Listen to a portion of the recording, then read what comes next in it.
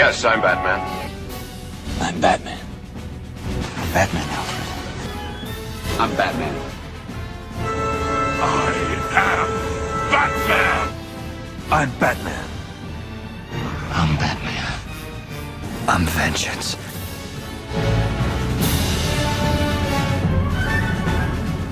Greetings, Bat Family, and welcome back to Holy BatCast, brought to you by Real Fans for Real Movies.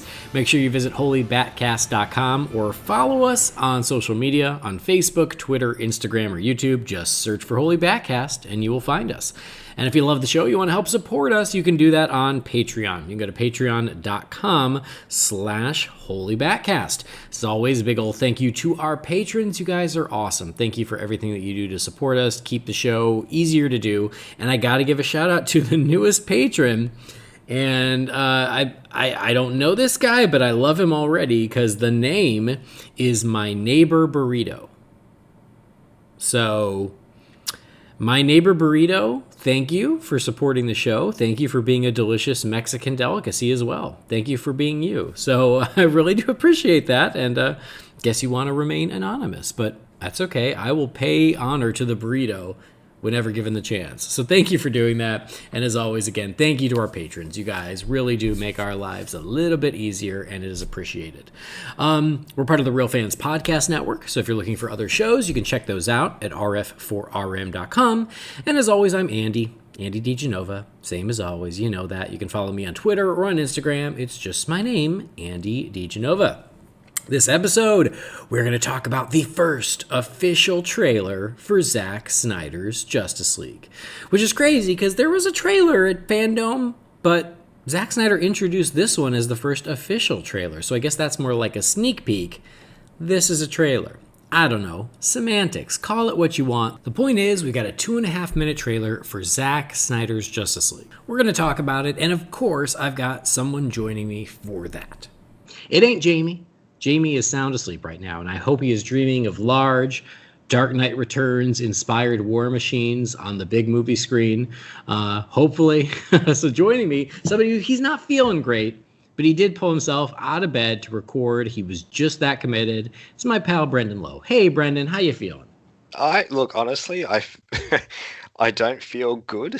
I've been really sick the last couple of days, but I'm more than happy to chat to you because I've been looking forward to this sort of all weekend because I knew we were going to be trying to do this at some point on Monday, our time.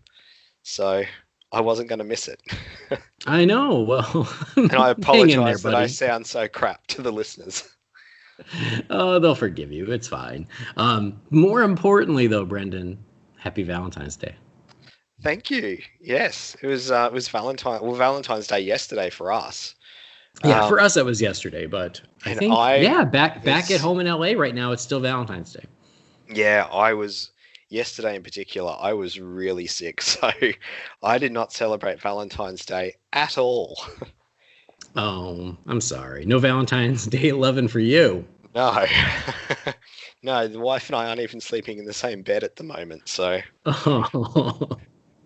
Well, I'm sorry. You'll have to make up for it next time. I hope so. All right. Well, let's talk about Zack Snyder's Justice League, shall we? Yes. We knew this was coming, and unfortunately, it hit right before I went to bed. Did you get to see it before you went to sleep? No, I'd gone to sleep when it had dropped. I knew it was going to happen. Honestly, if it had been the night before, I would have been up for it because I did not sleep at all the night before just because of how crap I felt. But I woke up this morning probably around 4:45. I stirred.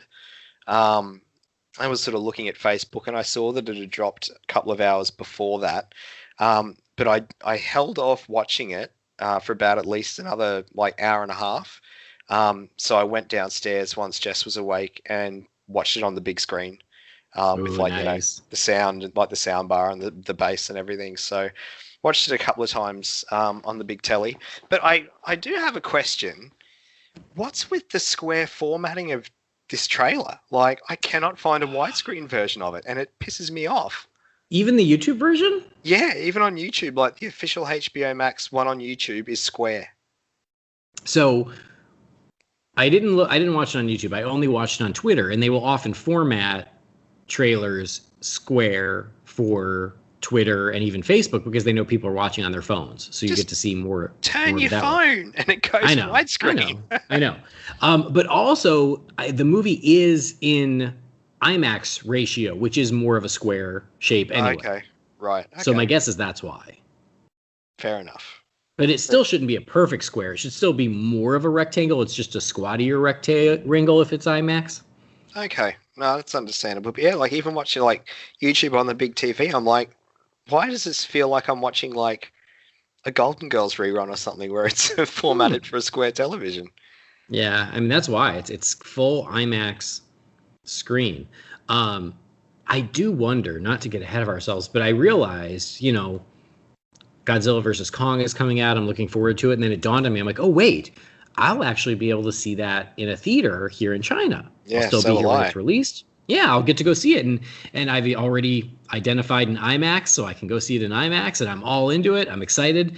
Now, I haven't heard that Justice League will be released in IMAX here, but if it is, oh hell yeah. The problem is I think it's the same day as Kong and Godzilla, so I don't know.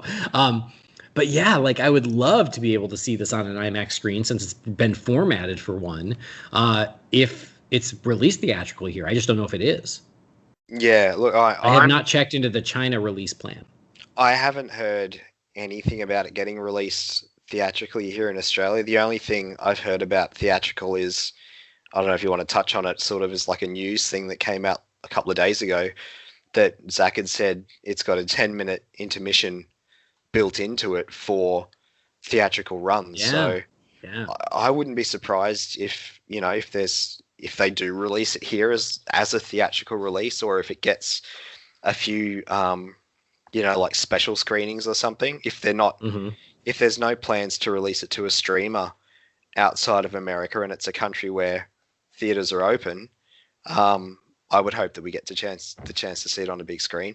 And like I said, the only thing that would be stopping me is if there's not an intermission, and he said there's an intermission, so that's pretty good. I'm definitely keen to check it out. Yeah, well, since you brought it up, I think that's so cool. I love that. And yes, it makes me want to go see it on the big screen. I love that there is like going to be score for the intermission, Junkie XL score for the intermission. And I tweeted this out going, oh my God, like I hope that this is still an option on the streaming version. And a few people were like, why would you need it on the streaming version? You can just pause it. And I'm like, the same reason when you watch Gone with the Wind streaming, there's still an intermission because it's part of the movie. Yeah. I just think it's a cool part of the movie. Is it Fantasia? There's a version of Fantasia, the original version, where same thing. There's an intermission in the middle. So yeah, I just like that as a version, and I want to hear the Junkie XL music during the intermission because maybe it's stuff that's already from the movie, but if it's something unique or different or is put together differently to serve as the intermission piece, I want to hear it. Like I want the whole experience. So that's why, of course, I can pause it, but I just think having an intermission in Justice League is actually really cool, and I want to see that version of it. And then even if I don't get to see that version, I hope that at least they put that track, the intermission track, on the score that, fingers crossed, will be released with the film. Yeah, I hope so too. But I'm just happy that they've acknowledged that, hey, this is a long friggin' movie. And people are going to need to like go to the toilet and stuff at some point. So yeah, I'm stoked that there's an intermission, and I think it's great. I do too. I think that's so fun. Again, for me, like the rare movies that have intermissions, like Gone with the Wind or Lawrence of Arabia, there's something about it that it just gives it. It feels like more of a very special theatrical experience. You know what I mean? Like it's not just a movie; it's a night at the theater. And I kind of want to feel that way about Justice League. Yeah. Well, like I said, I don't know what it was like in the States, but I remember as a kid, like the first maybe 3 or 4 years that I was going to the cinema, it could have been just like I don't know. I don't know if it was just for kids' movies, but that's what I was going to see at the time. But there used to still be intermissions. Like we'd go and see stuff like, just like when all the classic Disney movies were re-released, like Bambi and that sort of stuff, like Fox and the Hound and everything. Like I remember there being intermissions. So oh wow. Yeah. Yeah. The only time I remember seeing it the only time I remember like living it, I think, was Lawrence of Arabia. I saw that on the big screen a few years ago. Okay. But I swear, when I watched Gone with the Wind at home, the intermission was part of the. Oh, it is. I think I watched it on DVD, but it was part of the DVD. Yeah, it is. And again, same thing with Fantasia. So I'm like, yeah, do it for Justice League. I think that's great. Also, for the folks who, aren't going to watch it all in one sitting, it also gives you a very nice stopping point where, a stopping point where Zack Snyder wants you to pause. Yeah, well, that's what Jess and I did with Gone with the Wind, maybe a year, 2 years ago, because I'd never seen it. And Jess had the DVD, and we watched it over 2 nights. And of course, the intermission was where we stopped it, because it was just, it was a really good point for it. So yeah, no, I'm really glad they're doing it. Yeah. Awesome. Well, when I rewatched Lord of the Rings, your favorite, so I don't even have to say this because you know all about it, but the extended cuts, which are 3.5 to 4 hours each, even on the Blu-ray, there's like the movies are split in two on 2 different discs. Oh, wow. To preserve the highest quality picture. And there's no intermission, but when rewatching it, it's also like, if you want to break it up, it gives you, you watch one disc at a time and it cuts the movies in half for you. Yeah. So it makes it that much more convenient. No, that makes sense. Anyway, back to the trailer. Overall thoughts. I liked it. I don't know if I'm going to cop flack for this or not, because they served their purpose, but little teasers for the trailer that was it 3 days or 4 days before it came out, like there was a lot of really cool shots in there that when they came in the trailer, when it like showed up in the trailer this morning, I was like, well, I've seen that. Like I would have preferred them not do that, but like I said, they serve their purpose, because every day for the last 3 or 4 days when I've woken up, like my Twitter and Facebook feed has literally just been, if it's not the video, screenshots of the videos of all the cool stuff. So I get it, like they serve their purpose, but as the fan, because I didn't watch them because I was just like, well, the trailer's coming in 3 days. I can wait. I want to watch the trailer, but you couldn't avoid the stuff that was being shared. Particularly the bat tank and that kind of stuff. Like, but yeah, like I could only imagine I'd have been jumping off the couch this morning if I didn't know that the bat tank was going to be in it. And I saw that in the trailer this morning for the first time. Like I would have lost my friggin' mind. But instead I knew it was coming. So it sort of lost that impact. But there was still a lot of really cool stuff in there. Obviously ending with the scene with the Joker was very cool, very impactful. There's a few things in there, like particularly dialogue wise, that are in the theatrical cut. So that was interesting. I don't know if you want to sort of talk about it, if you're going to break it down at all, but like I honestly think my favorite part of it wasn't anything visual, but it was the dialogue of Alfred saying, if your team can't bring down, I can't remember what's the exact wording of it, like the charging bull. The charging bull, that's right. Don't wave the red cape at it. Like that, I was like, that is really good dialogue. That really impressed me. Yeah, I've always been looking forward to it. From the minute we knew it existed. We're just over a month away from actually getting to see it. Not sure how yet, but one way or another, we're going to see somehow. It. So I mean, yeah, it's really cool. I'm sure all the fans are thinking it, like it's a very surreal feeling because, I mean, that we're just getting this version of the movie, but like I said, there are quite a few things in that trailer that was like, well, I saw this 3 years ago. But and there was like some stuff that I could be wrong. It might be different versions of it or not, but I remember seeing in the original theatrical trailer for the theatrical version when Zack was still working on it. There was a few things in there that I was like, I've seen a lot of this stuff and I've been seeing it for years. But seeing it cut together like this, and it was really cool. I was very, very impressed. I'm sure as you talk about it, other things are going to pop into my mind because there's a lot of imagery in there. Yeah. Yeah. I mean, I pretty much agree with almost everything you said there. I totally agree about the fact that, like, the teases leading up to the trailer were awesome, but they gave away some of the big holy shit moments. Yeah. Which is a shame because, yeah, like the reveal of Darkseid and with Desaad and Granny Goodness in the background, like, amazing shot. I think Darkseid looks perfect. I tweeted that out. I think the design is great. It's a perfect adaptation of the comic book design of Darkseid in, I want to say live action, but he's obviously CG, but live action-ish, in a live action world. Yeah. A more realistic film version of that character. I think he looks amazing. I think he looks perfect. But we saw that 2 days prior. That shot of Superman flying in with the heat vision, so badass, but we saw it 3 days prior.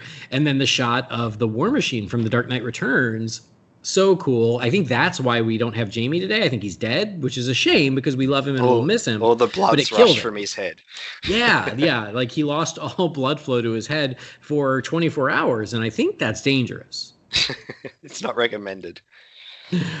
So, our hearts go out to the Druleys at this difficult time, but at least he died doing what he loved, looking at Batman.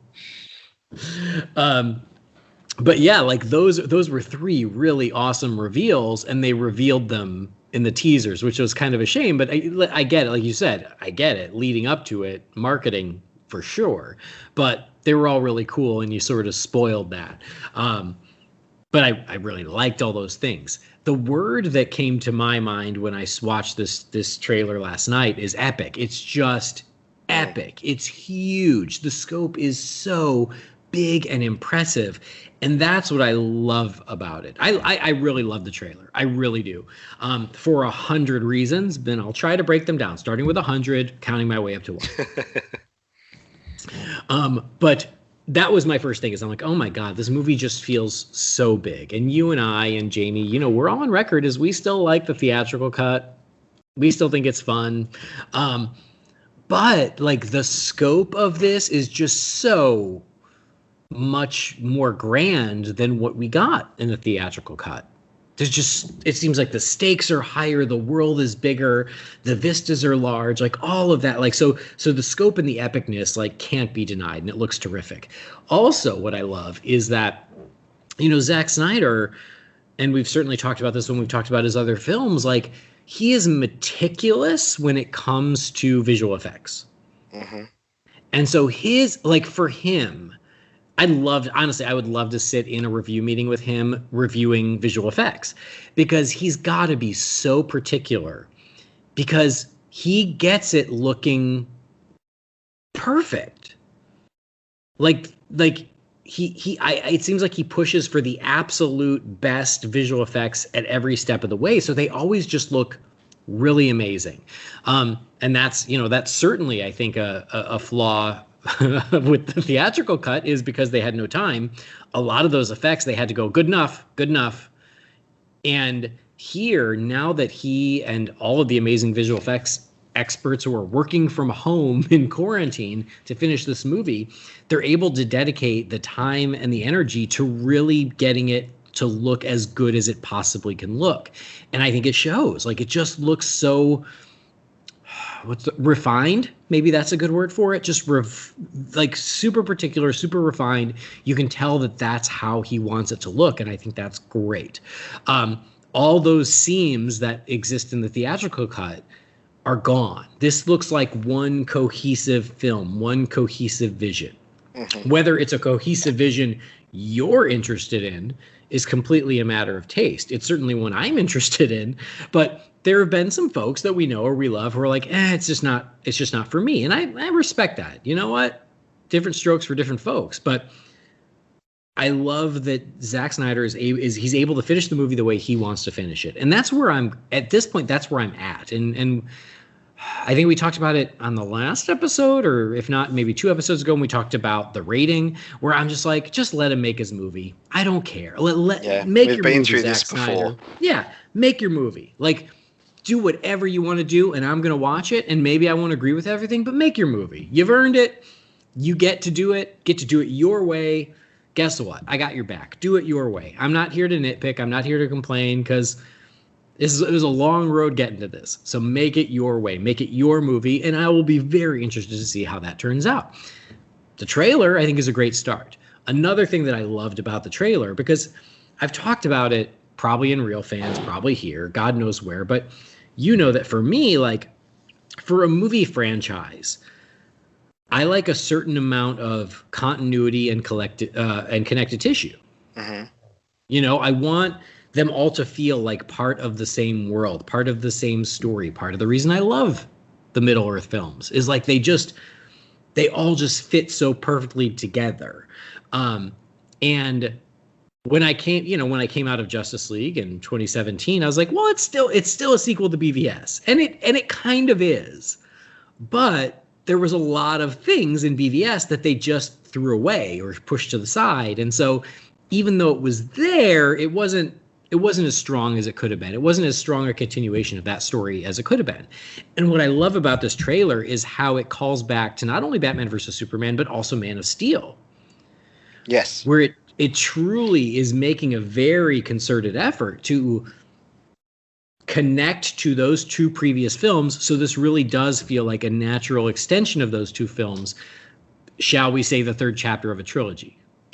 Yeah, that's what the trilogy word obviously comes to mind straight away. And I love that. Like, I love that they've got the Lex Luthor dialogue from BVS. I love that they've got the Jonathan Kent dialogue from Man of Steel. Like, that's great. Like, that connective tissue is so cool. It's so important. And it really is going to make these films all feel like pieces of the same puzzle. Yeah. And along those same lines is the nightmare sequence. Like, in BVS as a standalone sequence, again, I've been on record, it's not my favorite part of that movie because it just feels kind of random. Like, it doesn't, it's like, where's it come from? Where's the payoff? It certainly didn't pay off in the theatrical cut. So it's sort of just this weird little intermission, shall we say, in BVS.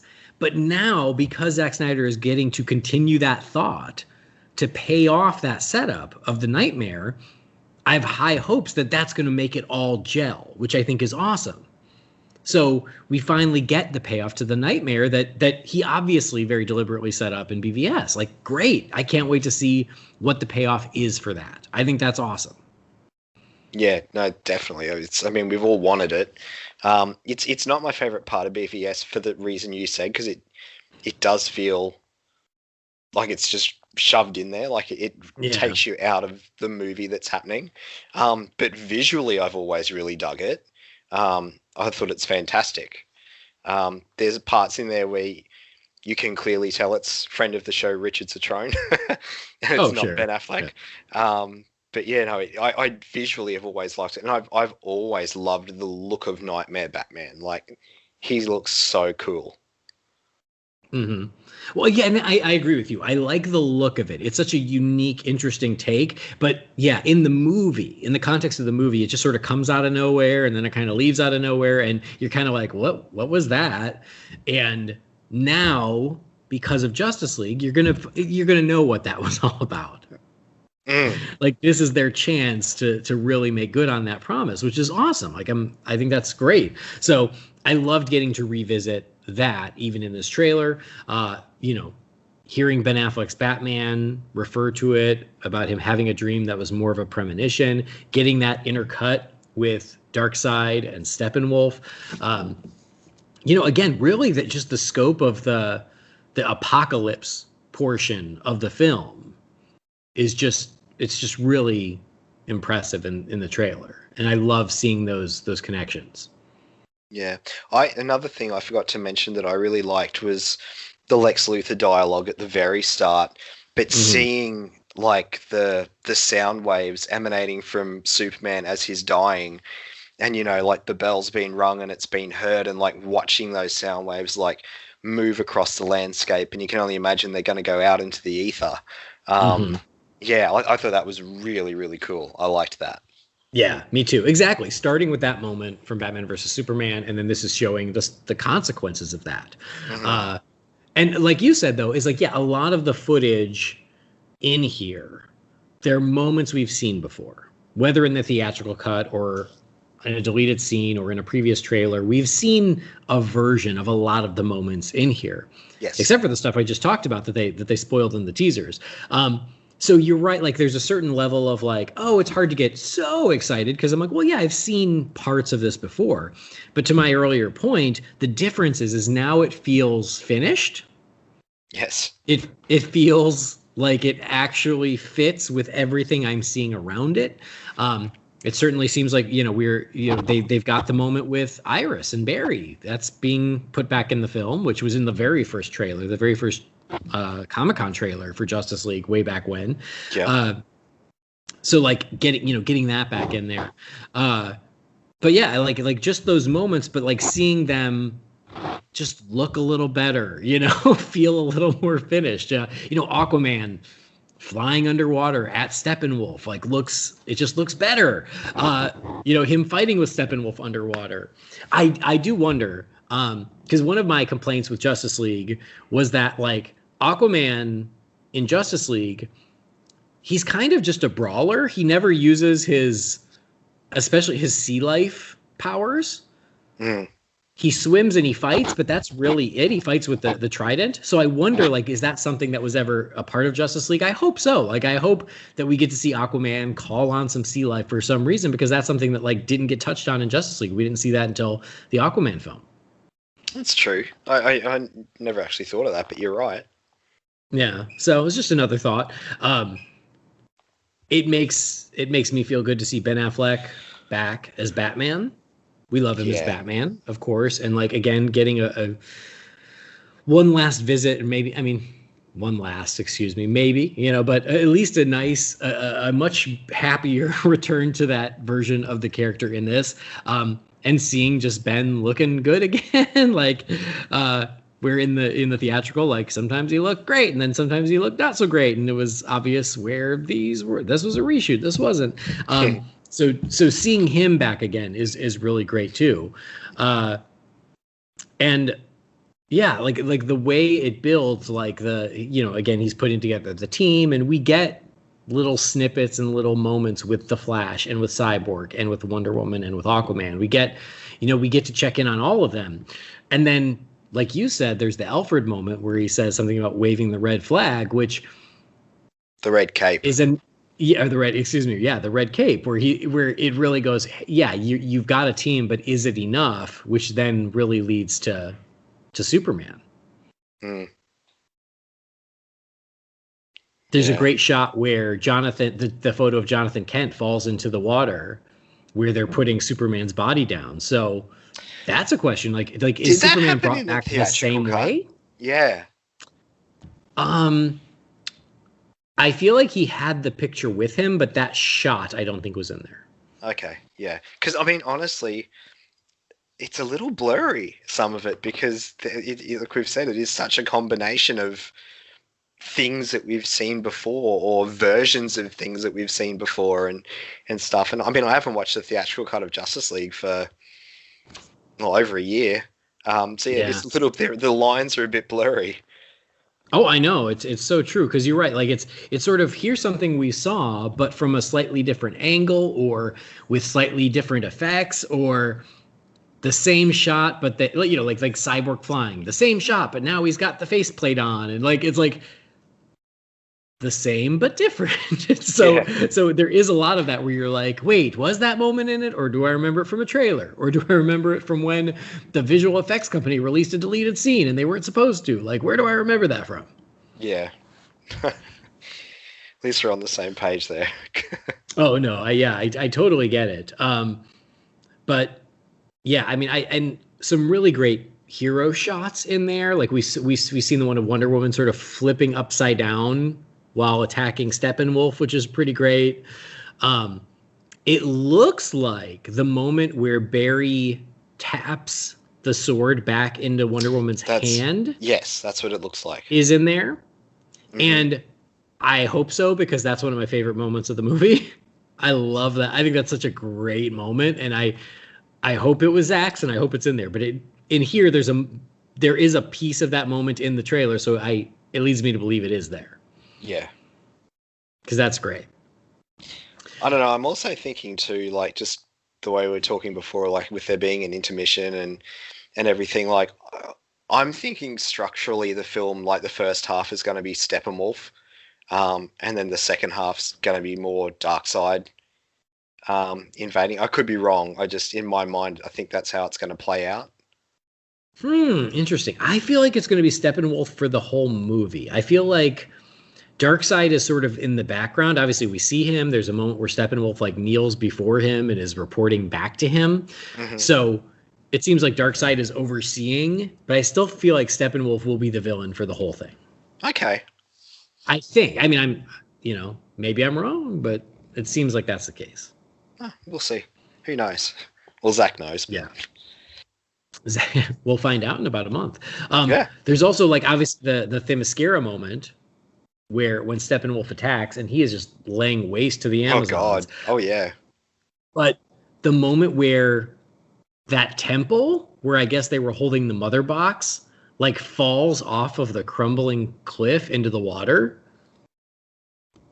And again, that's just like a scope thing. It's like a level of action and a level of stakes that were not present in the previous version. But to see that like Steppenwolf's invasion to Themyscira, it was a lot more drastic than, we had seen previously.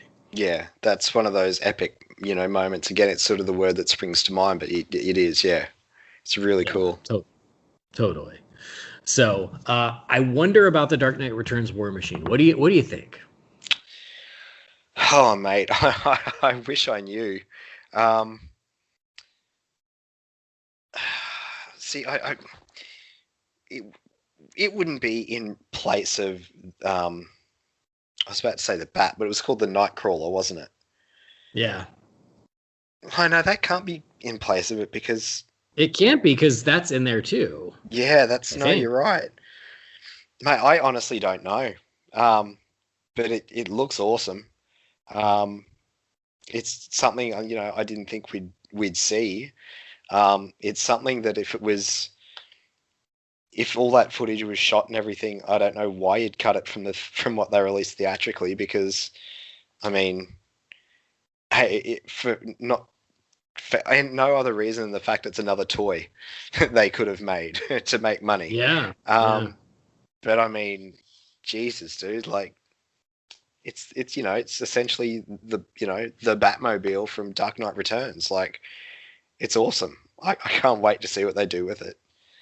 I know. Well, and that's what I'm trying to figure out, because I would have thought it's part of Nightmare. Like, that would make sense. Is that's what he's driving in the Nightmare sequence. But in the shot, it looks like it's like traditional Batman. He's in his normal outfit, which just makes me go, then where the heck in the movie is this from? Ready hue to it, like all the Nightmare stuff does. Right, exactly. It doesn't have the sepia tone like the Nightmare sequence does. So it doesn't look like it's from the Nightmare, but also then where else in the movie where would he have this? I don't know, because I mean he's still cruising around in the Batmobile that in what I assume is part of the climax, like it was in the theatrical cut. I have no idea. Yeah, I mean, but I'm just happy for our friend Jamie that he gets to see it. if it hadn't killed him, but still happy for him. Yeah. The other thing that I am really looking forward to, because there is a moment of it in this trailer, because it's the scene that drove me the most nuts in the theatrical scene, was the cornfield scene with Clark and Lois. Yes. That drove me crazy, because it was like, I was like, why did you even reshoot this? Because like, it seemed like there was already a version of the scene. So to see like the pure actual where they're in the cornfield, not in front of a green screen, I'm so excited to see that scene between them. Like that, I'm really looking forward to. Yeah. It looks like it's going to be a very touching moment. Yeah. Yeah. Because, it was great in the trailer. And then in the movie, it was just kind of cut to hell. But, yeah, like that looks really cool, too. trying to think of other things that jumped out, like Cyborg. There's a pretty cool Cyborg barrel roll in there. That's pretty badass. And there's another one where it looks like he's got some additional weaponry coming out of him from different parts. Mm-hmm. So a little more Cyborg. Oh, and the moment where I think that it's where he hooks in with the mother box at the end, and it like kind of goes into his eyeball, because I think it then shows him maybe Apocalypse. Yeah, I'm sort of just like, I'm sort of playing it on loop as we're talking. Are you scrolling through and stuff? Yeah. I'm doing this all from memory, so forgive me. But yeah, no, it's, dude, it just looks so good. I can't wait to see it. It's just so, I know, so awesome. Well, and you know what's so cool about this trailer is that, of course, I was already looking forward to it. Of course, right? It's a Justice League movie. It's the restored version of a Justice League movie.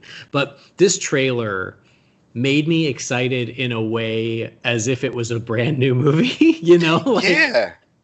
Which is bizarre. Because up until now, we've been like, oh, of course we can't wait, of course. But it's the level, I think, of excitement was like, it's a little muted because of the situation, because we've already seen a version of the movie. I'm not saying it's the same movie, don't, before you start on that. But like, there was a certain level of anticipation where if we hadn't seen the movie yet, but because it's like, well, we saw a version of it a few years ago, and so it was just such a weird situation. But I feel like this trailer is just so good at being like, it's done, it's complete, it's the pure vision of what it always was supposed to be. It directly connects with the films that came before. This is the true third chapter of this story, that it did the trick, I was like, oh man, I can't wait. And this beautiful thing is literally, it's a month away. Yeah. So you going to talk about that last shot? Oh yes. Speaking of the nightmare. So it is great that I love that Zack Snyder found a way to bring the Joker in. We talked about that before.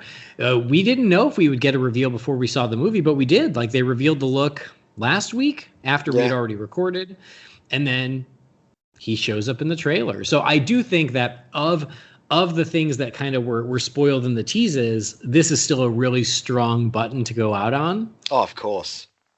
And so, yeah, again, checking back in the nightmare sequence. And it was heavily speculated that the Joker was going to be part of the nightmare. But there were a couple other theories out there of how else he could be involved, flashbacks or something like that. But he's definitely in the nightmare, right? And so, yeah, we get that little moment of Ben Affleck's Batman and Jared Leto's Joker, where the Joker says, and forgive me if I get it a little wrong, he says, we live in a society where something about like honor is dead, something like that. And he's like, wouldn't you agree, Batman? So the design, it's okay. I don't love it. I don't hate it. I'm kind of in the middle on it. Like, for a nightmare design on the Joker, I think it's fine. If it was like the official design of the Joker in the present, I would be less into it. But for the nightmare, I agree. Yeah, sure, it works. But for me, the big win is that I was always like, like, we had Ben Affleck as Batman and Jared Leto as the Joker, and we're never going to see them meet. And I love that now we're going to see them meet. We're finally going to see these two share the screen. We're going to finally see these two interact, even if it's in a nightmare, even if it's not, even if it's in an alternate reality or whatever that nightmare ends up being. We get to see these two actors as these two characters bounce off of one another, and I think that is awesome. That's delivery on an amazing promise made 5 years ago, finally coming true. Yeah, no, you've said it perfectly, and I still think people's expectations need to be in check, because like when that image was released the other day, like I saw so many posts and things on Facebook and Twitter, and people are just going, finally redemption, and I can't wait to see, all like the way they were talking about it. It's just like, yeah, guys, just remember, like, it's going to be fleeting. Like, it's going to be a very small moment. Like, yeah, Zack said, like, in terms of the new footage that he shot, like, it's a couple of minutes. I want to say it was. So He said 4 minutes. yeah, it was around. Yeah, I For think some from reason, memory it was 4 4. minutes stands out in my head. Yeah. Yeah, and I don't think all of that's going to be, pardon me, it's going to be Batman and Joker. Um, so I mean, the little bit that I think it's probably going to be more like in terms of just like a comparison, like kind of like Batman and Deadshot in Suicide Squad. Maybe look, I hope I'm wrong, but yeah, I think people expectations just need to be brought into check a little bit of like, yeah, it's going to be great to see them share the screen, but you know, it's not going to be like full redemption for Suicide Squad or anything else. It's going to be very, very brief, but hopefully amazing at the same time. Yeah, exactly. You know, this is a nice little bonus to the movie that we're getting. It's not the movie. No, oh God, no. You know, Although, it's an extra little frosting flower on top of the cake. Yeah. That Zack was nice enough to add. You know, when he bought the cake, or when the cake was finally given back to him. Although, if you believe that, I use the words media outlet very, very loosely, that often are known for just posting crazy clickbait stuff. After this trailer dropped this morning, the story is that Leto and Affleck are in talks to do a live action Killing Joke for HBO Max. So, you know, guys, we're going to get more. Don't worry. Oh, that rumor that they recycle every couple months when they need traffic? That rumor? That one? That's the one, yeah. Oh, God. Must be true this time. Yeah. It's got nothing to do with the fact that the new trailer just dropped and you saw them together for the first time, that they're pushing it. Not at all. No. Nope. Oy, I did not see that, but thanks for the heads up. Oh, it's out there. Of course. But no, I think it's rad. I mean, I will take more, but right now I'm looking forward and celebrating what we are getting on March 18th. Yeah. Very, very cool. Very cool. Awesome trailer. Again, really impressive. And again, and I do think, this is kind of what I wanted to sort of wrap up with is like, it is unabashedly Zack Snyder's Justice League. That is what it is. And as I said earlier, great, like, make your movie. Do your thing. Do your thing. That's what we're asking for. And so it's not going to win new fans. You know, people who hated Batman versus Superman, I doubt, are going to watch this and go, this is great. I think it's, you know, this is going to play to the people who already liked what Zack Snyder did with BVS and with Man of Steel. And that's great. Like, it's his party, you know, and I'm just happy to be invited.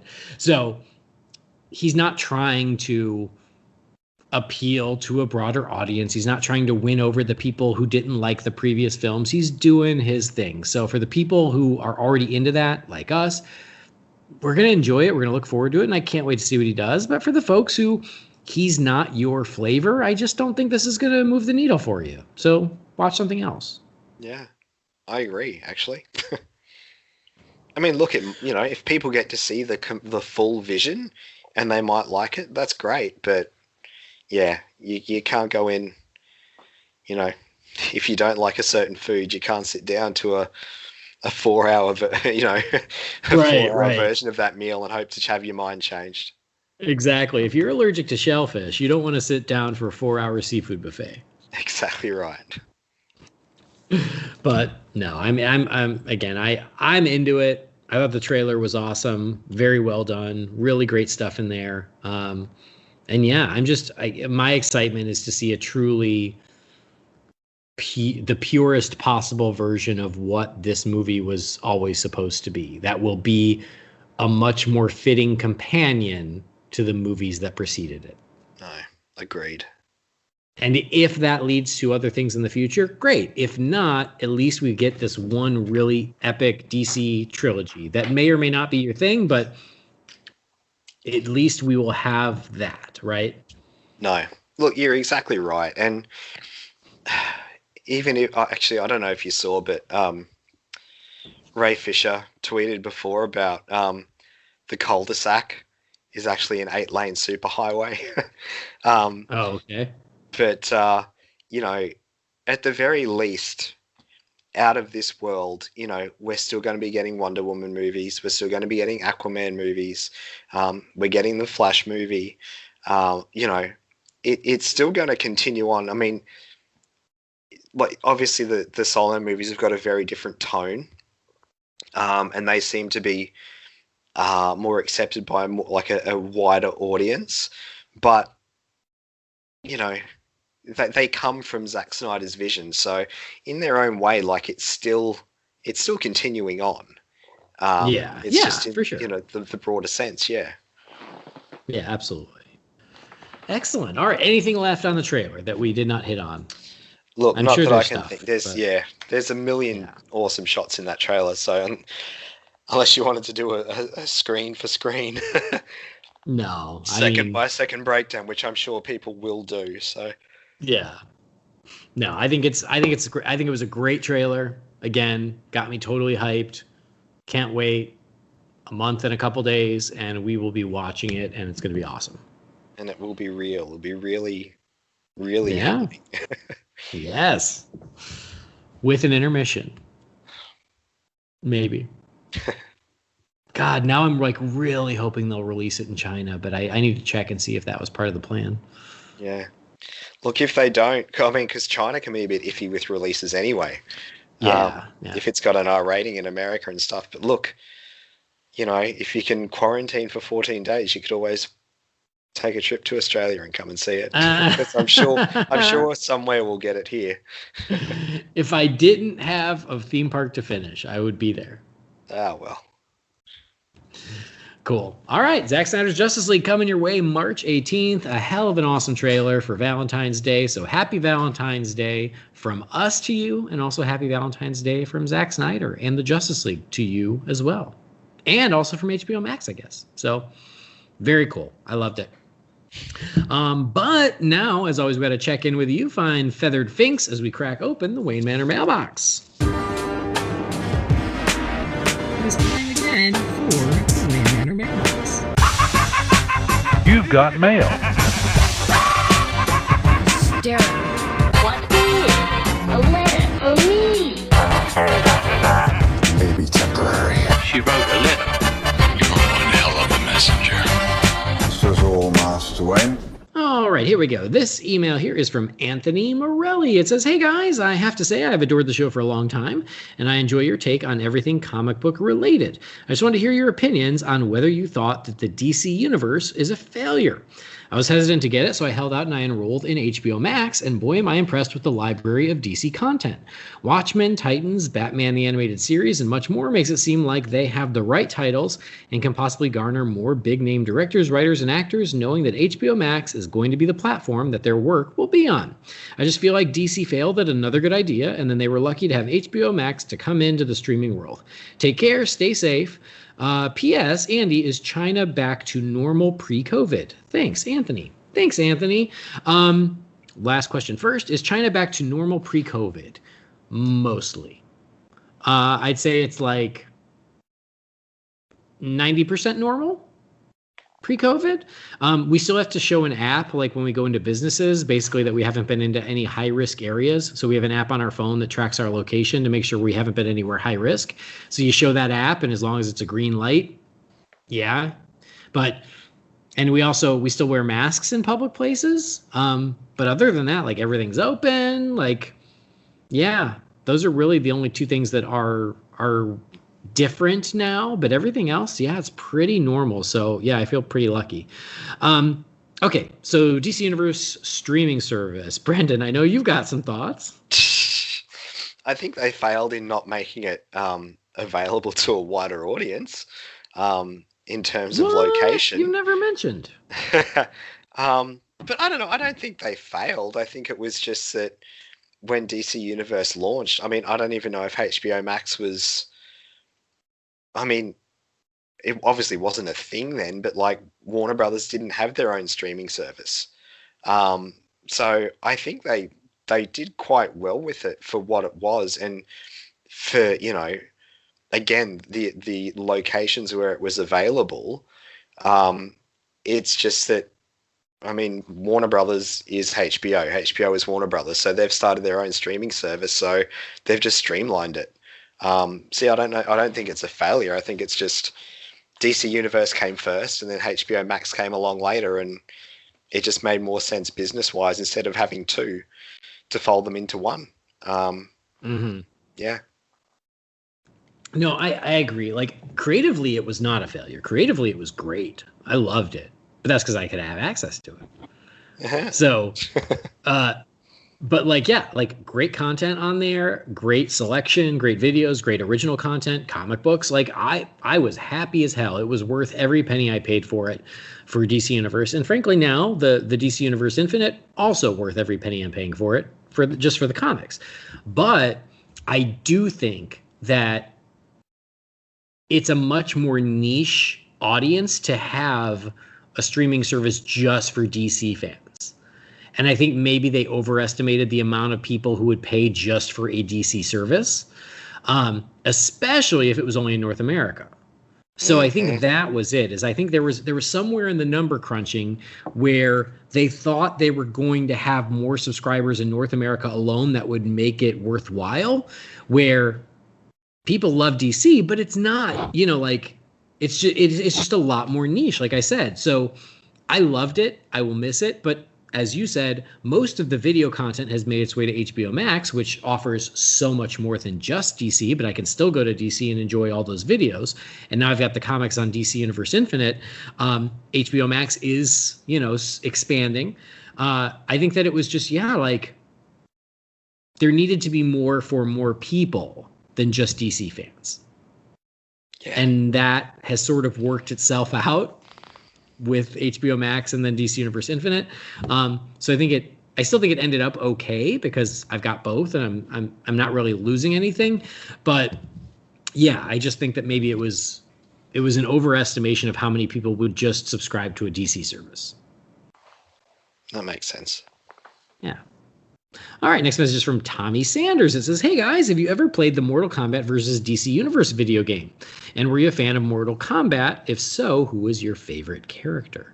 Thanks, Tommy. What do you think, Brendan? Mortal Kombat versus DC Universe. I've never played it. I played like Mortal Kombat, maybe, I know definitely 1 and 2. I think I might have played 3 when I was a kid. I really liked the first movie when I was a kid. And my go-to guy was Scorpion. Nice. I loved Mortal Kombat back in the day. I was a Sub-Zero guy. And I own Mortal Kombat versus DC Universe, and it's awesome. I had it for my PS3, and I love it. I think it's super fun.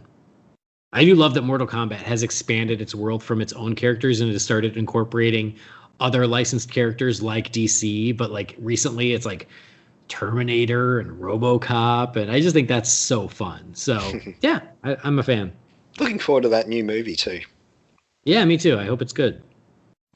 Next message is from, who is this from? Sniggy. It says Sniggy. Okay. It says, hey guys, I'm Sniggy from Texas. I've been a fan since just before BVS, and you guys have made my fandom grow exponentially, and I can't thank you enough. My question is, if you could cast Yahoo Serious as any DC character, who would it be? My vote is Egghead. Thanks. Have a good one. Oh, that's great. Brendan, you should definitely have an opinion on this since he's one of your fellow countrymen. Yeah. He's still huge here. Is he? No. Oh, okay. I was like, really? Well, good for him. No. He has done nothing noteworthy, I think, in at least 25 years. 2025. Yeah, God, that's a blast from the past. Who would you cast him as?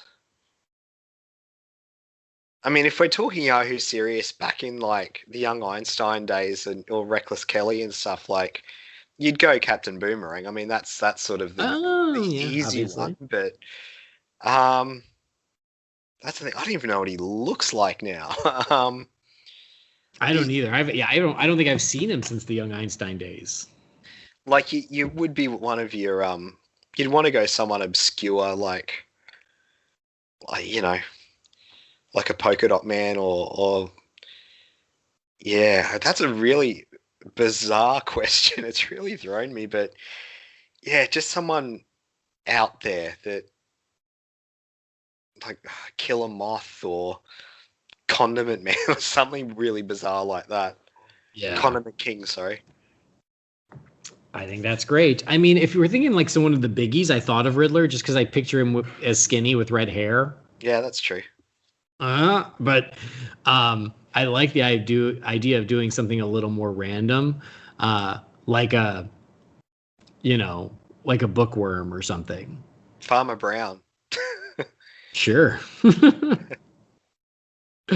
All right. Next message is from our pal Eric Carter. It says, "Hey guys, it's been a while since I've sent in a message. I once again want to discuss collecting. My New Year's resolution was to finally take the plunge and switch to digital. I've been considering it for a long time, and I finally pulled the trigger. It was so difficult, but I have found over the years that just buying weekly books to stick them in a long box isn't worth it. To reflect on a message from last episode, I much prefer to collect the omnibus and absolute formats when I know it's a story I truly love. So while I still support my local shop as much as possible, I'm going to take advantage of the new DCUI 6-month release window. This is where my question comes in. Do you guys stress over being behind in the most recent Bat books, or is it a non-issue? Also, do you miss collecting weekly issues? Thanks for everything you do for the Bat community. We love you. Keep the Bat signal lit and pointed skyward. Your Bat brother, Eric Carter." Thanks, Eric Carter. I appreciate that. It's nice to hear that. You know what? It's good to be appreciated. I'm just going to back for a second. I just did a Google image search of Yahoo Serious like now. He could be Captain Cold or Mr. Freeze, dude. Is he bald? He's not bald, but he's got like white, like snow white hair. Oh, great. Mr. Freeze then. Yeah. Very interesting.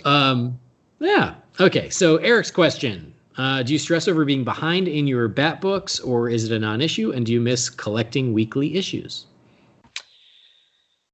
Bit of both. I did like collecting the weeklies when I was doing it, but you're right. Like it just takes up so much space, and if you fall behind and you've got that physical stack sitting there, like you're less inclined to read it because it gets to the point where it feels like homework. With the digital side of things, obviously space is the big winner there. And usually they're a bit cheaper as well. But again, like I've fallen way behind again on I mean, I'm only reading one title and I've fallen behind on that again. So yeah, it is hard to keep up, and just timing's the thing. Sure. Yeah, I mean, honestly, even when I was picking up the new issues every week, they'd still sit on my nightstand for a month or two before I got to them anyway. Yeah. So I don't stress out about being behind on my reading, because it's like I don't read them as soon as I get them home anyway. So a couple months behind, so be it. It's fine. You know, I just have so much more going on. I don't even think about it. But I miss like the weekly trip to the comic shop and getting my list and sorting through the issues. Like I miss that experience, but that was something I had to make peace with before I moved to China anyway. So, yeah, like I still will go in and buy on occasion when I go home, but yeah, digital, especially because of DC Universe Infinite, I don't mind being a little late and just reading there. I think that's great. Yeah, Eric was actually messaging me last week about the Paul Dini omnibus because he'd picked it up and he was saying how good it is. I'm like, I'd love to get that, and jumped online to see how much it is, and it's like $150 Australian. I was like, exactly, that's not what I said. I was like, that might have to just wait quite a while. Yeah, geez. All right, let's move forward. This is from Ron Messberger. It says, "Hey guys, I hope everything is well. Listening to your latest podcast, Andy was talking about his idea for a Batman family animated series. It made me think, what stories would you guys recommend for the Bat family or Batman Inc. that are not Batman, Robin, Nightwing, or Batgirl? Secondly, if you could have any comic book artist draw a tattoo that you were going to put on your body, who would it be and what would it be?" Thanks again for all the great content and keeping us company while we quarantine apart together. Ron. Thanks, Ron. Okay, so stories that we'd recommend for the Bat family that aren't like the core group, that aren't Batman, Robin, Nightwing, or Batgirl. That's a hard question. Yeah, because that's your go-to. Because those are the core ones. I don't know. Like a really cool like police story with, say, Gordon and Bullock or something would be cool. Yeah. But it sounds like he's asking for like a recommendation, like of ones that are already out there. And I don't know. I was gonna say like well, Gotham like Central, I guess. Yeah, I was gonna say like Batman and Robin Eternal, because that was like the whole Bat family. So like something like that, I would say. But yeah, that's kind of a tough one. Yeah, I'm just going to go with Gotham Central then. Great, good. And then a comic book artist draw a tattoo on you. Who and what would it be? Since 3 Jokers, I've really fallen in love with Jason Fabok. Is it Fabok or how do you say the surname? I say Fabok, but Fabok? Doesn't mean it's right. We'll go with Fabok. I've fallen in love with his stuff. So yeah, I just like a Batman would be cool. But I also do really like his Catwoman, his Batgirl, maybe something of like a Batman, Robin, Batgirl hybrid, like, like one of the 3 or something. But yeah, just a really cool Jason Fabok art piece would be awesome. Totally. So, I mean, it's kind of a obvious answer, but yeah, I would just say Jim Lee. Jim Lee, Batman. Yeah. Yeah, like, I mean, just a Batman. That's why I deliberately didn't pick Jim Lee, because I know I know it's obvious, but like, I mean, it doesn't have to be surprising. He's a legend. His Batman is amazing. And yeah, so like I would do that. I guess I'll do a follow-up though, is I would say I would have Norm Brayfogle do a Tim Drake Robin. Oh, nice. But he's dead, so he can't. But I can pull one from a comic, I guess. All right, next message is from Stephen Orm. It says, "Hey guys, I hope you're well, staying safe, washing your hands, wearing your masks, etc. I'm rereading The Dark Knight 3, The Master Race, and wondering, would you consider doing a long review like you did with The Long Halloween? I think it's up there with The Dark Knight Returns and White Knight as my favorite Batman stories. Where would you rank this one? Side question, do you think you could turn this into an animated movie and maybe remove some of the side stories to keep the runtime down? Last question, not sure if this was asked previously, but there is a Batman fan movie, Dying is Easy, circulating. It's due out this month, and it has Michael Madsen as Bullock, and it looks awesome. Bat hangers forever, Steven." All right, thanks, Steven. So, did you read The Master Race? No. Okay. So you can take. I haven't read it since it was new. I haven't read it since it was new, but I really liked it. It felt like a really good rebound after The Dark Knight Strikes Again. So, I really did like it. I know we want to cover it on the show, but I feel like we need to cover Strikes Again before we cover Master Race. I feel like we need to suck it up and do it all. And then so I mean, yes, I like it. I'd have to reread it to know where I rank it, but I think of it very positively. I enjoyed that ride. Yes, I think it could be an animated movie, but yeah, you would have to trim a lot of fat to get one, more focused storyline. Mm-hmm. And then the fan movie, Dying is Easy, I have seen a lot of things circulating about it. A few people have messaged me and sent me stuff. It looks awesome, so I'll definitely check it out when it comes out. No, it looks really, really cool. I could be wrong, but I think Sean Reeves did the costume for it. I can't remember. Yeah. Mm-hmm. But it looks really cool. For sure. So definitely going to keep an eye out for that. All right. Next message is old Stuart from Guernsey. It says, "Hey guys, now that we're getting Zack Snyder's Justice League, what are you most looking forward to out of the film? For me, it has to be the nightmare scene. It's really shaping up to be something special with the inclusion of Deathstroke and Joker along with the tie-in to BVS.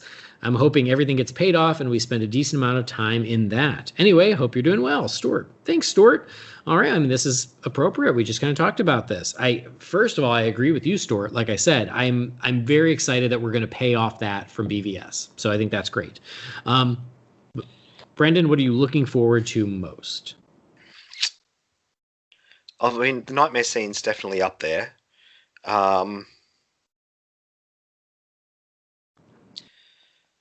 I know this is such a cop-out answer, but honestly, I'm just looking forward to seeing the whole thing as one piece, how it was always intended to be seen, you know? Yeah. I can't think of one singular moment. I mean, obviously, nightmare scene and with the Joker stuff that we saw today, like, I know that's going to be very brief, like I said before, but I mean, shit, yeah, I'm looking forward to it. But yeah, honestly, like my honest answer is I'm just looking forward to seeing the whole thing. Mm-hmm. Yeah, I mean, I completely agree. I mean, it's everything that we talked about with the trailer.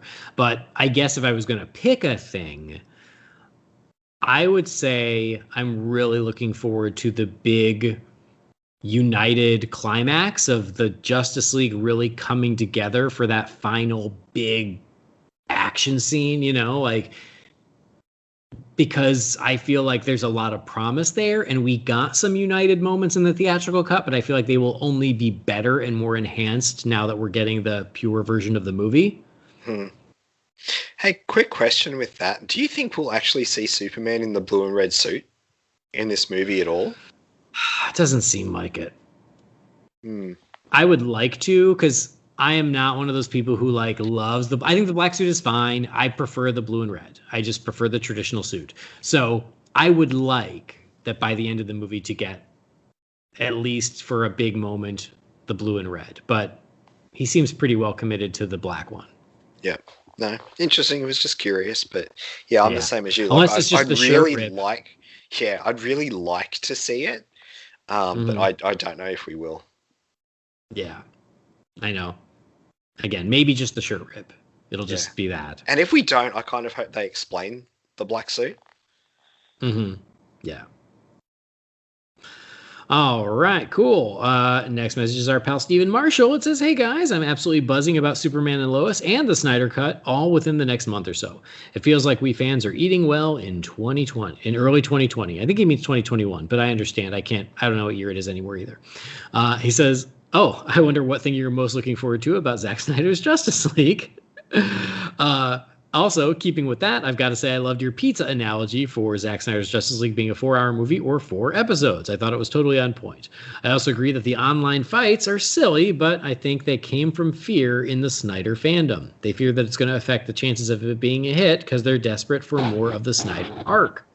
But how will Warner Media measure if it's a hit or not? Like, what makes it a hit? I'm pretty sure it'll get a poor critical response, so that leaves HBO Max views, but even that, you'd have to surely measure by household, as some fans will watch it multiple times. I'm not so sure it'll generate a huge amount of new subscriptions, as I feel a lot of people who are looking forward to it have already subscribed to HBO Max. I guess they could measure merchandise and home video sales, but would that be enough to generate the chances or more? I think there are other factors, like actor schedules, but I'm okay if Zack Snyder's Justice League is the end, but I'd be open to more if possible. What are your thoughts? Are you okay with this being the end of Zack Snyder's DC on film? And would you want more? Sorry for the long email. Kind regards, Steven. Thanks, Steven. All right. Well, we already mentioned what we were looking forward to most, so we can check that off. But I guess the question is, what do we think the measurement is for how this will be successful? Because that could determine if there's more or not. What do you think, Brandon? I mean, recently they released those figures for Wonder Woman 84, which were quite good. So I'm assuming something similar to that would be how they'd measure it. I mean, we still don't know plans for international distribution yet. So if it does hit other streaming services worldwide, I'm assuming the same sort of thing, like if you notice an uptick in subscriptions or minutes viewed or however they want to do it. I'm sure merchandising and everything will come into it, particularly if it does get, and I'm assuming it will get a physical release. I would hope probably in sort of the last quarter of the year, leading into Christmas. I don't know. again, that's hard as well because, you take it off you give people another option of watching it instead of HBO Max. Does that then impact HBO Max? But, I mean, Batman Begins found its audience on home video. There was obviously already talks of the sequel and stuff, but that movie, pardon me, was actually a sleeper hit. Like, I think we mentioned that an episode or two ago. So, home releases can impact a movie and its reception in a good way. A lot of movies, they become cult classics, not from their cinematic release, but from finding an audience on home video. So hoping it can do the same. Look, I would be happy if it is the last of Zack's involvement with the DC storytelling, because this version has allowed him to go out on his story. But I'd also be equally as happy if, pardon me, if he does get to come and play in the sandbox again. I'd be happy either way. But yeah, like, I'm obviously, the reason that I'd be happy if this was the last is because it's him giving the world the movie he wanted, not a movie that, was essentially taken away from him. So yeah. Yeah, I completely agree. I think there are plenty of things they will look at to determine if it is quote unquote a success. Yes, they're still going to look at reactions and reviews. They're going to look at that. They'll see what the critics say, but they're also they also gauge what people say on social media, on Twitter, on Facebook. Like, they look at that these days. They search and they see what the conversation is. Yeah. So right, exactly. So they're going to see what the reaction is. They are going to see how it impacts HBO Max subscriptions. They are going to see how many people watch it and how many times. And if there's merchandise, of course they'll see if it sells. If it's really released theatrically elsewhere, they're going to look at those numbers. Or if it's one of those like premium rentals for $20 or $30, they'll see how that goes. There are a lot of ways to gauge what the reaction to Zack Snyder's Justice League is going to be. To your point, like, I'm not counting my eggs, counting my chickens, but you know what I mean. I'm not counting on anything past Zack Snyder's Justice League. I'm excited we're getting it. I can't wait to see it. If it's the end, I'm glad we get a true finale for these series of films, for Zack Snyder's involvement in the DC universe, and I'm glad he gets to end it the way he wanted to end it. If it's some blowout success and they're like, you know what, let's do another one, and everybody's into it, then I'm into it too. I'm happy to see it continue as well, but I'm just not counting on it. I'm trying not to get greedy. I'm glad we get this. I'm going to enjoy this. Anything that comes after is another bonus. No, absolutely agree. Cool. All right. It's our pal, Carrie Vanderberg. He says, hey guys, my last question was a long one, so I'll keep this one pretty short. Which 3 DC villains from other heroes' rogues galleries would you like to see Batman go up against? But there are rules. Number 1, you can't choose Lex Luthor. He's too easy of a choice. Amanda Waller and the Suicide Squad are also off limits because mostly they're Batman villains anyway. A group of villains would count, like the rogues. And 4, Batman would need at least a fighting chance against them. So in my opinion, Reverse Flash isn't a good choice because we've seen him beat the snot out of Batman. But you can figure out a way to make it work, go for it. Here's my picks: the Rogues, Black Manta, and Cheetah. Have fun. Hope you're doing well, Carrie Vanderberg. Thanks, Carrie. So I feel like we had a similar question kind of recently, but other DC villains we'd like to see go up against Batman. What do you think, Brendan? Oh, goodness, it's tricky. It's tricky with all the rules. Right.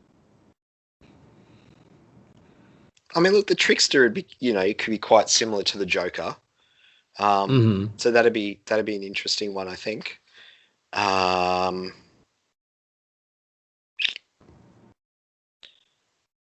Christ, I feel like I need to get out my DC encyclopedia to have a flick. Because that's the thing, I mean, like you say the Suicide Squad, but I mean, it's got a rotating roster of heaps of villains. So yeah. I think it's okay. I think it's okay. Like, if it's someone in the Suicide Squad who's not normally a Batman villain, like say Captain Boomerang, I think it's Well, I was You going to know? say Captain Boomerang would be someone I choose because of the whole like boomerang batarang thing, like Yeah. that's Yeah, up and he's against not each other. traditionally a Batman villain. I think No. that's okay. Well, I picked two Flash villains there, so I'm trying to broaden it out a little bit. I mean, Cheetah's an obvious comparison to Catwoman as well.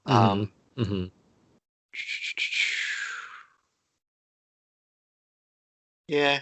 Start naming some of yours and I'll keep thinking. Well, the first one I thought of is Sinestro. Oh, good call. Because Yeah. Sinestro is an awesome character. He's an awesome villain. He's a super powerful villain. And I would love to see Batman, who's clearly outpowered, still have to find a way to take down someone like Sinestro. Mm-hmm. I think he can do it. I believe in you, Batman, but I think that's a hell of a challenge for him. And I think that would be cool. So I thought of him. There was someone else who was at the top. Oh, King Shark. I know he's part of the Suicide Squad, but you know what? He's not traditionally a Batman villain. I just love King Shark. Mm-hmm. I think he's fun. And so him versus Batman, I think could be really cool too. And what's a third? Yeah, like, I mean, I thought Black Manta. Think of another one. Go ahead. Count Vertigo. Oh, okay. Yeah. He's occasionally kind of, he's in the vicinity, but not always. So, yeah. I'm trying to think I was thinking like Parasite or something, from Superman. That's, again, like super powered. And so Batman's only got his wits.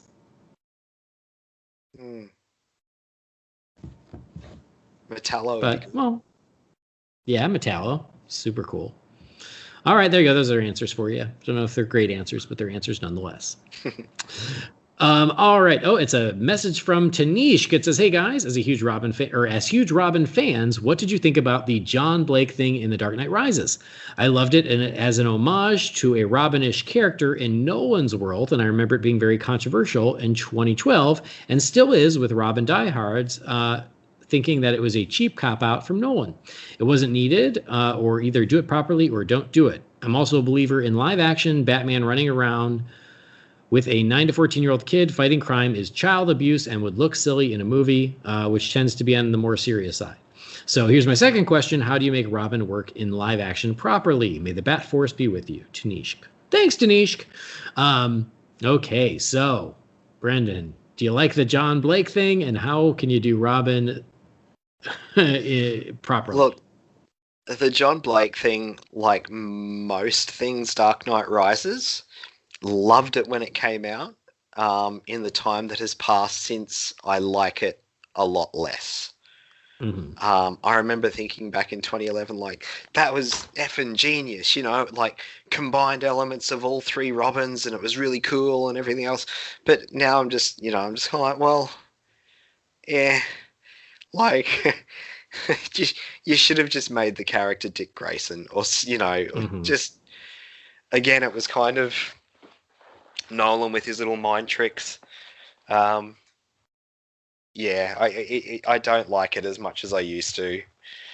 Yeah, look, making a live action Robin work. I mean, you look at something like Titans and stuff, but like, obviously Dick in that is, mid-20s, and he's made the transition to Nightwing. Jason Todd would be what you'd say like late teens, like 16, 17. So I think if you're going to do it, like, let's just say a Robin Pattinson, given that that's going to be the character moving forward, like, it is hard to do, like, 12, 13-year-old. I think if you go sort of 16, 17, you can get away with it. But yeah, that's the thing. That's why, as a kid, I never had a problem with Chris O'Donnell. I mean, I know he was a lot older than 17, but he was meant to be playing like sort of that 17-year-old age gap, or age bracket, sorry.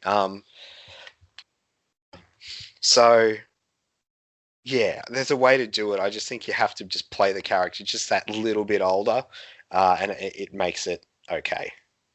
Mm-hmm. Yeah. I don't like the John Blake thing at all because I am a Robin diehard. It's funny because I don't mind the John Blake thing as sort of a symbolic, like Batman can be anyone, Batman can live on past Bruce Wayne.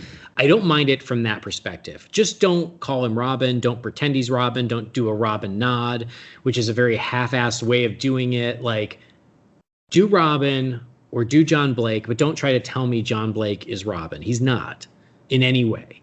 I think that the justification that many fans have come up with of like, he's an amalgamation of three Robins. No, he's not. That's such a stretch.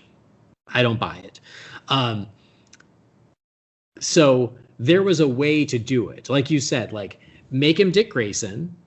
You can still have the same arc and then make him suit up in some way in the end of the film, in the big climax. He doesn't have to put on green tights, but in some way where he does follow behind in Bruce's footsteps. And then you could have gotten away with, you don't even have to name him Robin. You don't even have to name him Nightwing, but like, at least then it's a little bit closer to being a Robin on film. But if you don't believe in the character of Robin, don't just do a name drop in the last 2 minutes of the movie as like a wink. Do it or don't do it. Like the way it's done is weak and it's kind of pointless. You made the great point for me is how can you do Robin in live action? Titans is how you can do it. Whether you like Titans or not, especially the Jason Todd in Titans, he feels young enough to be Robin. He looks like Robin, but he's not so young where you go, oh, they're endangering a small child. Like there's the right way to do it. You know, you don't make him 9 years old. I don't think Robin's ever been 9 years old. You know, you make him a little older. You don't make him a grown man like Chris O'Donnell. There's a happy medium in there somewhere where you make him 15 and he goes out and he starts doing it on his own. And Bruce realizes the only way to keep him safe is to do it with me. Otherwise, he's going to get himself killed. And now you got Batman and Robin. There are ways to do it if you believe in the character of Robin. Christopher Nolan obviously didn't believe in the character of Robin. He didn't want to do it. Then I wish he hadn't even tried to touch it. Because there are ways to do it. So, all right. We got one last email here, Brendan, and it's a doozy. So, are you down? Hit me. I was saving it for the end because I was like, I don't even know if we have time because it's a doozy. But here we go. It's the last one. This is from Brian B. It says, hey guys, hope your new year is going well and you're staying safe. I apologize in advance for the loaded question, but it's been something I've been noticing. It appears to me that the Marvel versus DC thing has gotten more and more insular, and both sides refusing to acknowledge the other's successes and pouncing on their missteps, much like the Democrats and the Republicans. As someone who is a huge DC fan, Batman especially, and would like a thriving DC film universe every day of the week, not once or twice, but 3 times on Sunday, even I have to admit DC isn't even in the same league as Marvel in terms of quality and consistency, though they have had great films like Shazam and Wonder Woman. However, if you mention Marvel's success around DC fans, it's like you just flipped off their entire family and you get accused of being a rube who just likes shiny action sequences and jokes. Plus, you sense a real disdain for those films from the person you're talking to. On the flip side, if you tell a Marvel fan you like DC, you get accused of being counterculture and liking uber-violent, humorless films. Personally, as someone who's a DC fan, but roots for all films to succeed, and is impressed with what Marvel's done, I find it disheartening. It seems to me there isn't any room for a centrist like me, who can say that they love Infinity War and Endgame almost as much as the Dark Knight trilogy, but Marvel needs more consistency as well, and has had duds like Captain Marvel and the 2 Spider-Man films. Or that I love Shazam and Wonder Woman, but BVS, Justice League, and Wonder Woman 1984 were brutal. Do you think this will ever change, or is just a trend that's going to keep going? Also, I know you guys are definitely in the DC camp and can be tough on Marvel, especially Brendan and Jamie, but your opinions are always well thought out and respectful, even if I don't always agree. So please don't take offense to the question.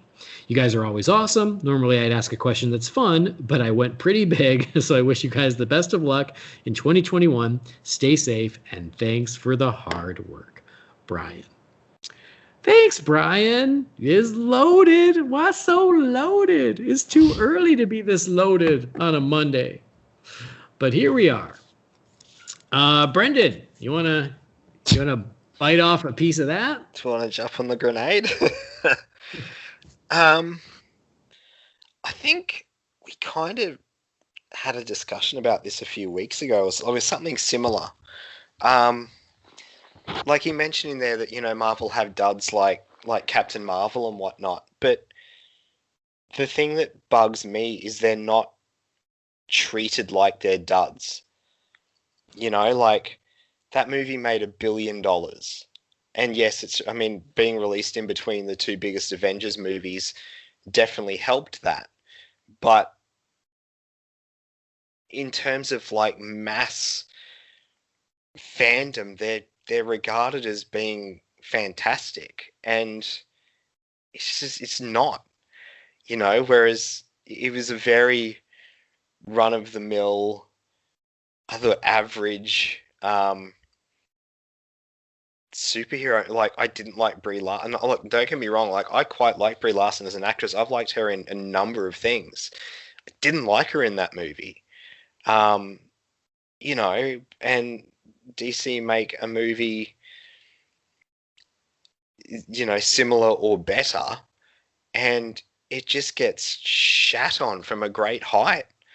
And you've said it before about like some DC movies and stuff. Like if they had a Marvel logo at the front of it, they'd be regarded as masterpieces essentially.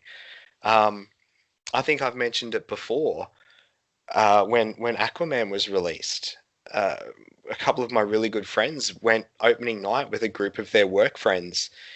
And at the end of the movie, they were talking about, what did you think about it? And one person said, oh, look, it wasn't bad for a DC movie, but if it was a Marvel movie, it'd be pretty crap. And it's just like, what the hell? Like, what does that even mean? Like, I think the playing field, it's not, if they were treated evenly, then that's fine.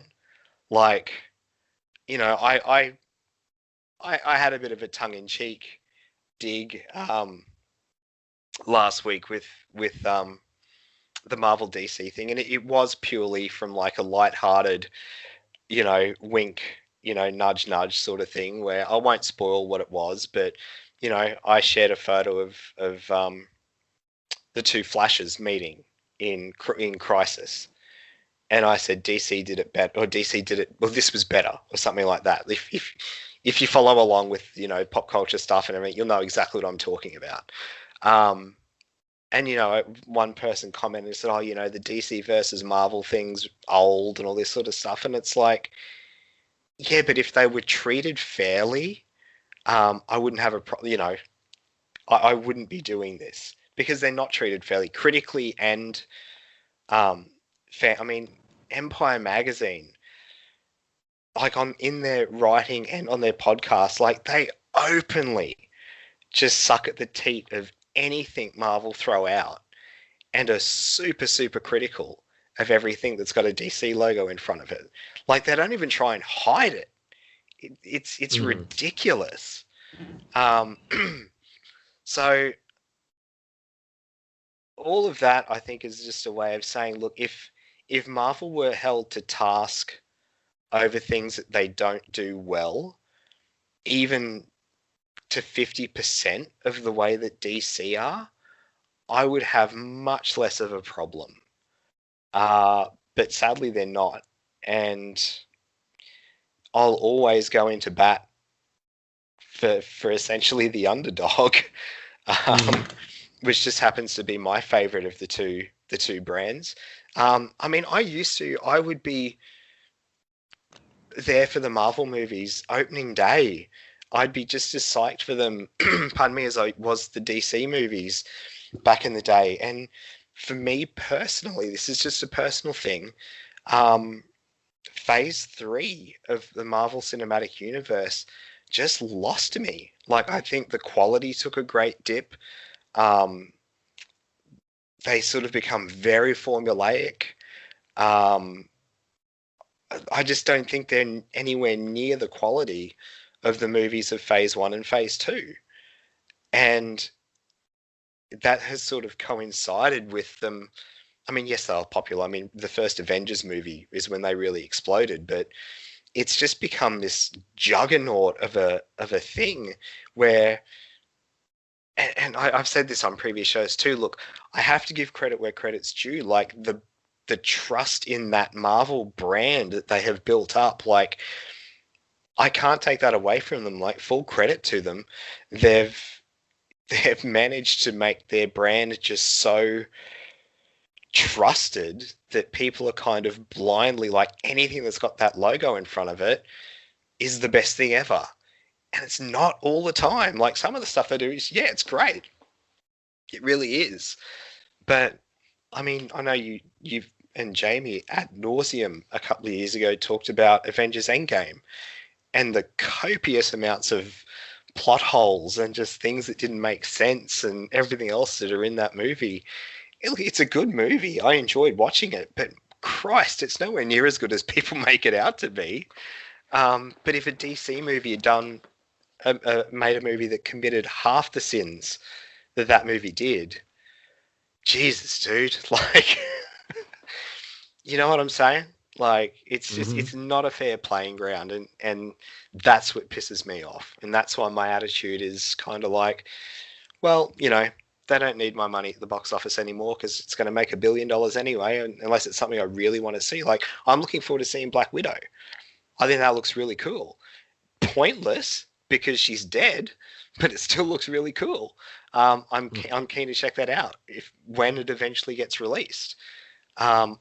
This new Spider-Man movie, the first two have been okay, but if what they're doing, if you know, it sounds really interesting, I'm keen to check that out. I'll probably see it at the cinema, but I just don't rush to see them anymore because it's just like, okay, you know, Kevin Feige's farted on screen. People have thrown money at it once again. So it doesn't matter what I say. It's not going to change anyone's mind. Not that I try to, but it's just not going to be judged fairly. So what's the point? Yeah. Sometimes I really wish you'd go first on these things. No, I try to be polite and let you go first. And now I want to insert just that Ben Affleck meme of I agree. I guess, I mean, God, I don't even know where to start. It is funny because I was much more of a centrist when the universes were launching, and yeah, I mean, much like Brendan, you know, Marvel kind of lost me after Age of Ultron. That's where I started, you know, my enthusiasm for those movies sort of just kind of went away. Up until then, I was like all in on it, you know, even though in there, not every movie was amazing, but like I was still in for the ride. But after Age of Ultron, I was, you know, it really kind of sapped a lot of my enthusiasm for those movies. So I know my bias. I know I'm DC biased. Oh God, I don't. Of course, at all. I do a Batman podcast. I have a Batman tattoo. But like, yeah, I mean, when they were going, like, especially, you know, between, well, I guess 2008 to 2015, I was all in on both of them. And I do think that there is an inherent flaw in the way the two brands are categorized. You know, like the whole, like, every Marvel movie is just empty action and jokes, and every DC movie is dark and humorless. And like, if you look at the specific movies, that's not true. That's not the case. And so I just feel like that oversimplification of the brands is a big problem. You know, I do think that people have certainly chosen their sides. And I do think that, to Brendan's point, like Brendan, like, because I'm a DC fan, you know, I'm a hardcore DC fan and I'm a pretty big Marvel fan, you know, like, but because I'm such a hardcore DC fan, to see that DC has this reputation, like you said, where they got out of Aquaman and they're like, well, for DC, it's okay. You know, like, what is that? What is that? That's so frustrating as a DC fan of like DC now has this reputation of like, it's become a hobby of a huge amount of people to just rip on DC no matter what they do and whatever they release. Especially if a lot of those movies don't even fit the criticisms that they're trying to level against them. You know, the whole dark and humorless thing, like, watch Wonder Woman, watch Aquaman, watch Shazam, shoot, watch Birds of Prey. I mean, yes, Birds of Prey is rated R, but I wouldn't call it dark and humorless. It's certainly R rated, but like, there's a lot of variety within the brand, and it's frustrating as a fan to see all of that boiled down and simplified to one criticism that doesn't really hold water if you give it any real thought.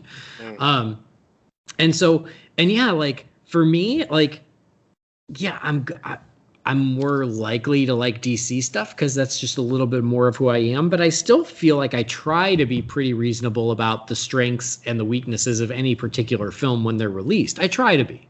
You know, we just talked about Wonder Woman 1984. I loved Wonder Woman 1984. In your email, you called it a, what did you, a travesty or something. Yeah, you didn't like it. I really liked it, but I still was like, yeah, there's some issues with the movie. I still like it, but I can see those problems.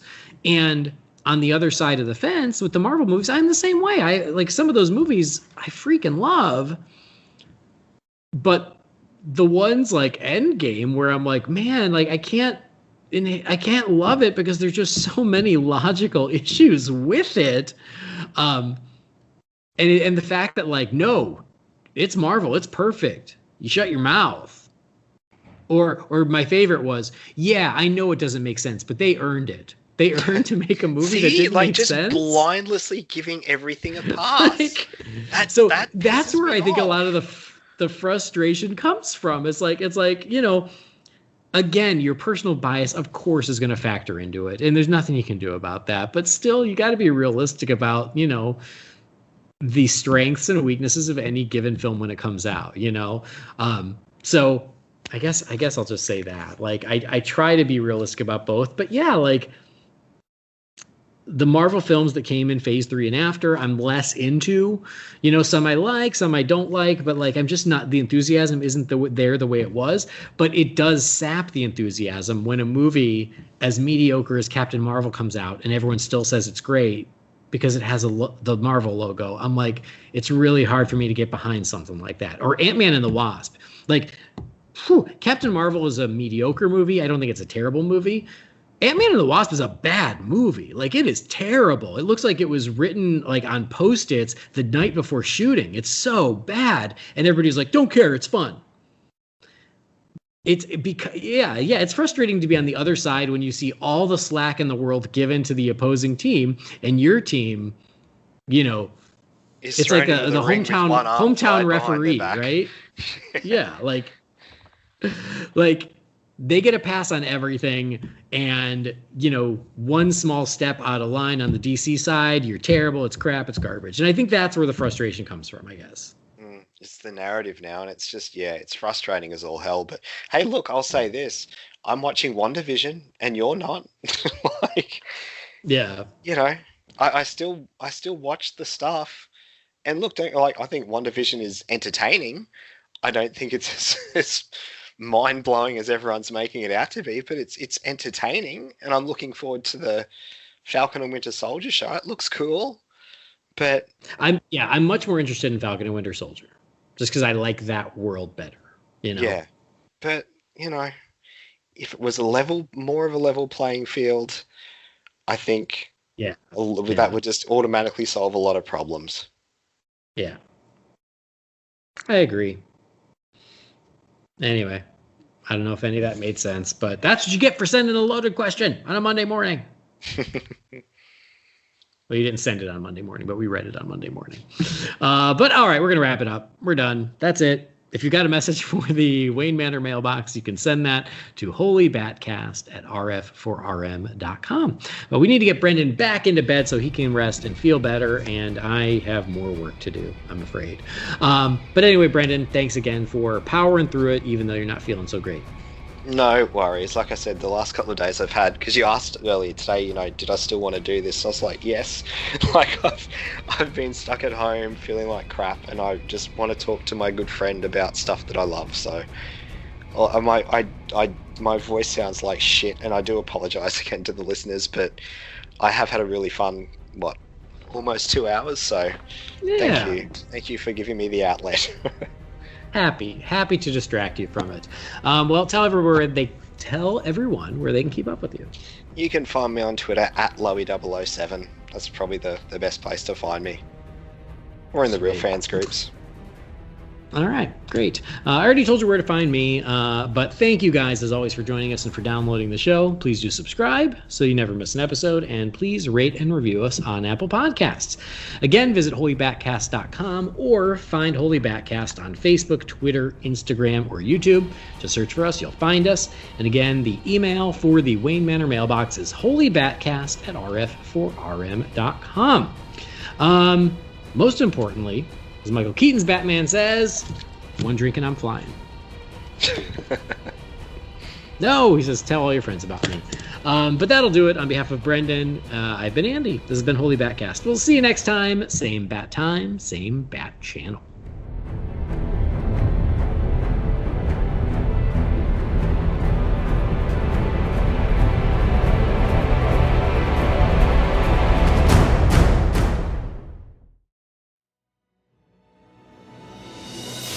Holy BatCast is brought to you by Real Fans for Real Movies. Remember, the thoughts and opinions shared by the participants are theirs and theirs alone, and do not represent the companies or organizations they happen to work for.